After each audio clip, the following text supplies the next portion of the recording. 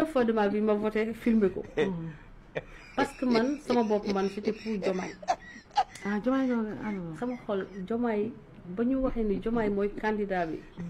am na sama xarit bu nekk Italie maa ngi koy nuyu au passage Maria Seck la tudd daf ma woo ne ma Diomaye la ma ne ko Diomaye mooy sama candidat muy jooy mu ne ma Hélène yaay góor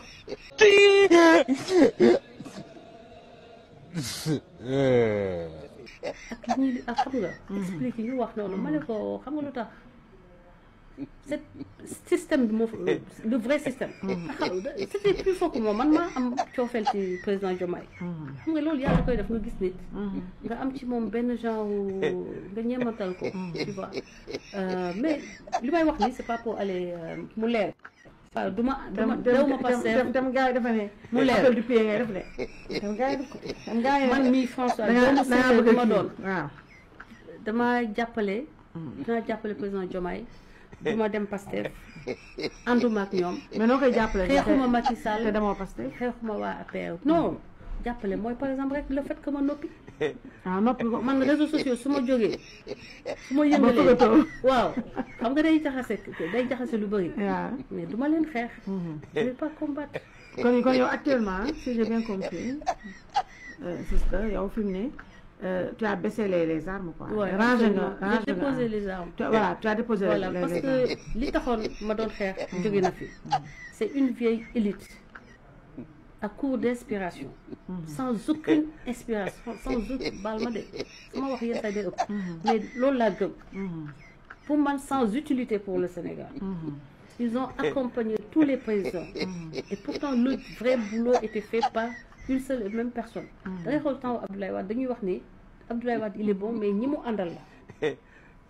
Macky Sall il est bon mais ñi mu àndal tout le monde sait que baaxuñu donc Macky Sall il faisait un excellent travail mais il ne pouvait même pas le montrer aux Sénégalais ce qu'il faisait ne pouvait pas entrer dans le cœur des Sénégalais donc changement bi maa ngi ko dundee ak mbégte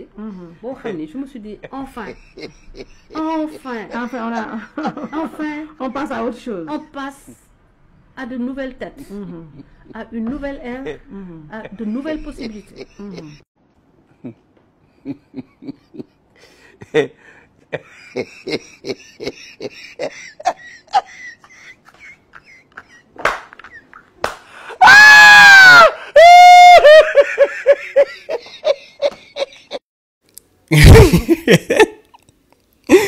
yee tet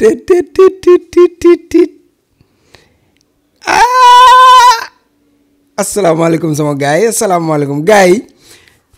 ma ne maa leen di ziare bu baax a baax di leen laaj ndax yéen a ngi may dégg bu baax ndax yéen a ngi may dégg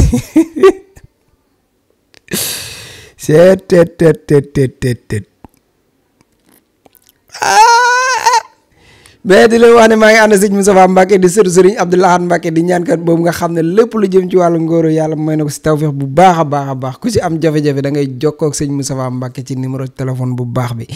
mais day ñaan tamit day listixaar gars yi damaa jommi tey parce que li ma jommal mooy dama xëy gis benn vidéo buy karang-karang yi man li ma jaaxal mooy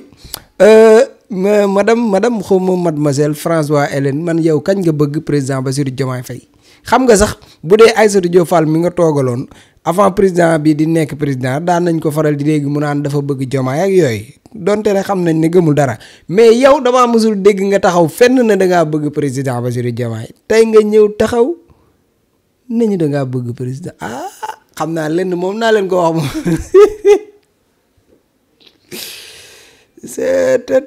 non réew mi jaxasoo na nag lenn moom dinaa leen ko wax lenn gis ngeen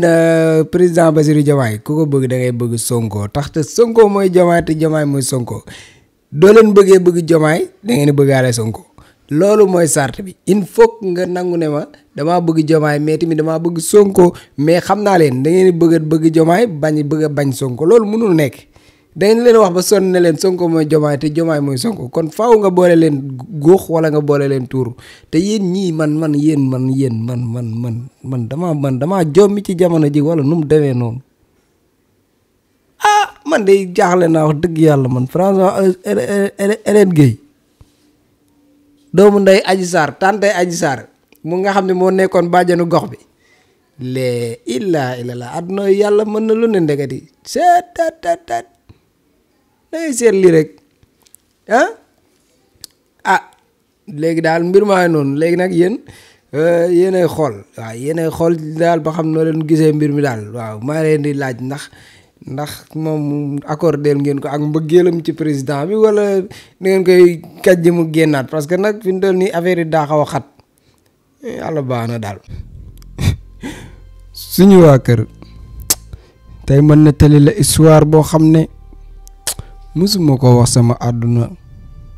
ndax ñun suñu kër dañ daan lekk ngooñ mën naa ne suñu waa kër dañ daan xëy ngooñ lañuy añee léeg-léeg ñu añee ñax sama rakk yi buñ daan xëy sama rakk bu góor bi léeg-léeg bu daan jàng 150,000 kilomètres la daan daw pour jàngi mais lépp da nga daan dox léeg-léeg maa koy boot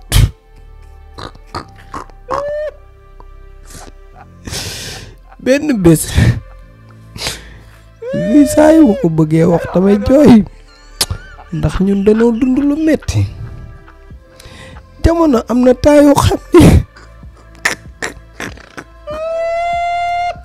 léeg-léeg suuf la ñuy jël suuf buñ jëlee suuf def ci ndox jaxase ko boole ko tuuti xorom moom lañ daan reeree tëdd ci jamono yooyu sama papa woo ma ba mu ñëw mu ne ma Moussa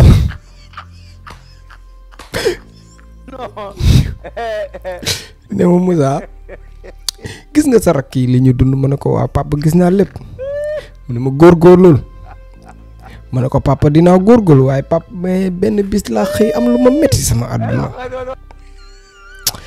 bis boobu saa yu ma ko xalaatee damay bëgg a duggaat ci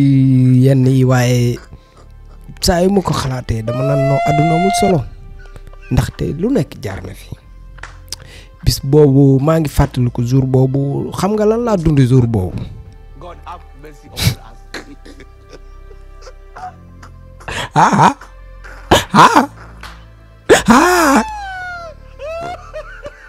xam nga jour boobu lan laa dund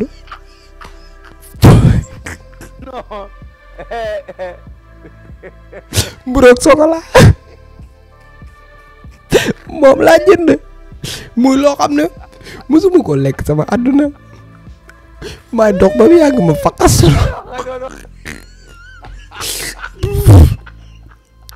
ginnaaw bi ma faqas solo ci la mburu chocolat bi daal di wadd mburu chocolat bi wadd ma ne ko duma la ba ci noonu ma bëgg a jël mburoog chocolat bi ne xaaral ma faxas ko lekk ko rek benn fas dugga fële rek ñëw kànk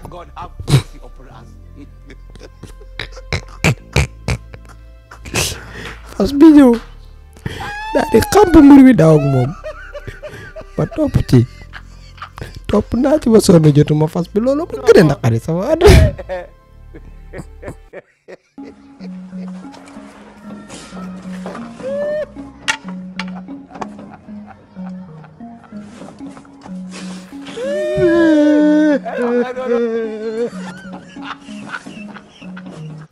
alors sama gars yi léegi dama leen di laaj benn non bref gars yi man damay laajte man histoire bi may laajte mooy émission genre émission yii nii quoi lan moo tax kuñ ci invité ngay ñëw di dévoiler say vie privée man loolu jaaxal na ma beneen bi si topp mooy man action yooyu daf ma jaaxal trop mooy nit ñi invité dañuy jooy ak nit personnalité boo mënti am presque naa à 99% yëpp bu ñu demee si genre émission yi dañuy dévoiler seen vie privée quoi maanaam dañuy wax seeni secret yoo xam ne publiquement lañ koy wax beneen bi mooy lii ci gën a garaaw faaw ñu jooy man affaire boobu jaaxal na ma man dama xamul léegi émission bi maanaam lan mooy problème bi faaw chaque émission rek affaire bi maanaam ki fay jaar dafay yëngal dëkk bi parce que dafay wax loo xam ne vie privée am la man nag affaire yi jaaxal na ma trop ma ne nag naa dem ci émission bi mais bi ma demee ci émission bi laa ne ok d'accord kon lii moo am si émission bi ndaxte man bi ma demee man tamit ndeysaan sama vie privée yëpp laa fa wax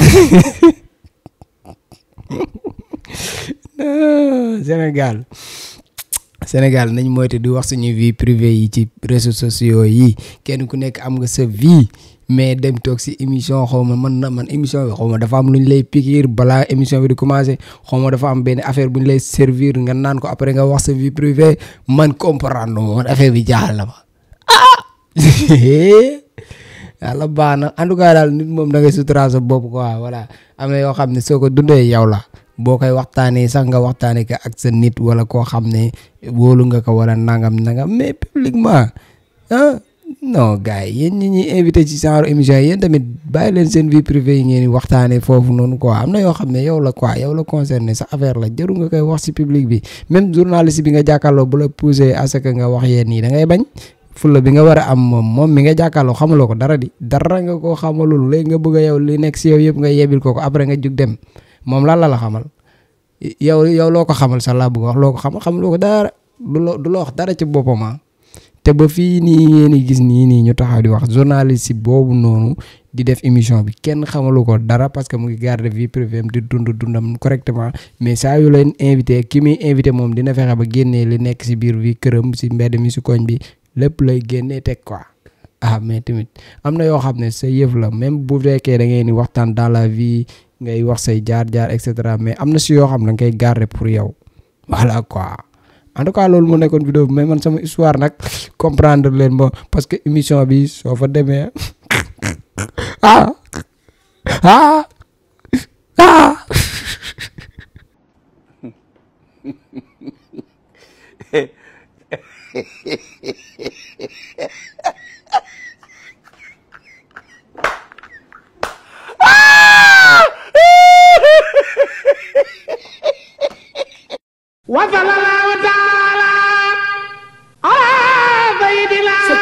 Cheikh Sidil Muxtaar ñaan yàlla Cheikh Sidil Muxtaar ibnu Cheikh Mouhamadul Amin ñu ngi toog ak sëtam Cheikh Abdoul Aziz Mbacké borom fas nga xam ne doo ko donnee ci ay maamam di fas gu baax ci néew kattan ak ngóora Cheikh Abdoul Aziz ana fa suñu fas gi. waaw bisimilah sëñ buur fas kii de day fas goo xam ne dañ koo jëlee woon suñu maam Cheikh Sidil Muxtaar dafa amoon genn góor gu ñëwoon te Mbàkke Kajoor doon ko jàmbat ci dawatu bu néew kattan fas la goo xam ne nag dafa bokkoon ci kàggu yi suñ baara yoo xam ne dafa jógoon ci siirul masoon waaye giñ naa ci yàlla képp koo xam ne nga am jafe-jafe néew kattan moo xam ne ngay sëy di gaaw di yegg mbaas sàkkat delluwaat waxtu woo ko takkee takk léegi gis léegi rek ndax fas gi nag leen rek a koy toj mooy toog ci gën waaye képp ko am jafe-jafe néew kattan waxtu woo takkee fas gi da nga tàqali ko loolu bu faw ndax day gàllaaj goo xam ne gàllaaj gu yéeme ndax gàllaaju cat la ba mu ne la biirun baarun sa saqin mujj bu xaaf jana fa xëyti baat yooyu ndax gàllaaju fas day gàllaaj goo xam da ngay takk léegi gis léegi ndax ñaareel ba sax dañuy wax ni nit bu ko takkee tëw a yegg di ànd ak soxnaam waxtu wu demee ba tëw a yegg sax dañ koy sart mu tekki ngir mën a yegg fas gi nag ak moo xaatim bee ànd waaye mboolem koo xam ne am nga jafe-jafe néew kattan ak at yoo mën a am rek waxtu woo ko takkee da nga tàqali ko néew kattan bu faw day fas goo xam ne sunu maam Cheikh Sidil Muxtaar moo ñu ko joxoon muy lu waay donnu daf lay ruus Cheikh Sidil Muxtaar juróom-ñaareelu xalifa Cheikhul Khadim jàmbaar ja ñaankat yàlla bi kon yow mee seetaan wooteel ci numéro bii commandé ci fas gi ak fu mën a nekk ci àdduna dana la fa fekk ngir faj say aajo ci néew kattan ci biir néegu sëy am Sidi Lamin Baara moo sañ a fag dàmpamu. waaw di leen wax ne nag maa ngi ànd ak Serigne Abdou Aziz Mbacké di ñaankat boobu nga xam ne macha allah lépp lu jëm ci wàllu ngóora yàlla may na ko ci tawfeex boo xam ne ku ci am jafe-jafe rek boo jokkoo ak Serigne Abdou Aziz bu soobee yàlla sa aajo dina faju numéro téléphone bi moo nekk noonu ci suuf mais tamit day ñaan day listixaar kon nag jokkoo leen ak Serigne Abdou Aziz.